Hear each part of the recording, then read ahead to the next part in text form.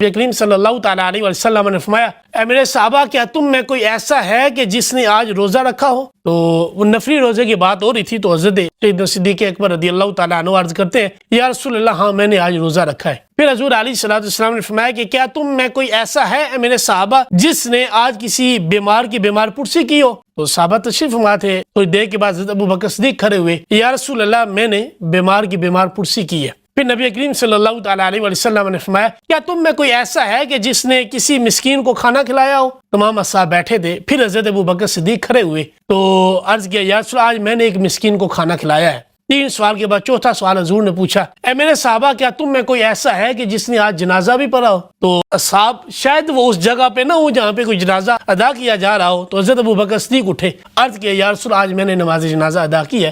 تو نبی کریم صلی اللہ تعالیٰ علیہ وسلم نے فرمایا یہ 4 خصلتیں جس میں جمع ہوں، فرمایا کہ اللہ کریم اس کو جنت عطا فرماتا ہے، اور یہ حضرت ابو بکر صدیق رضی اللہ تعالیٰ عنہ کی خاصیت تھی۔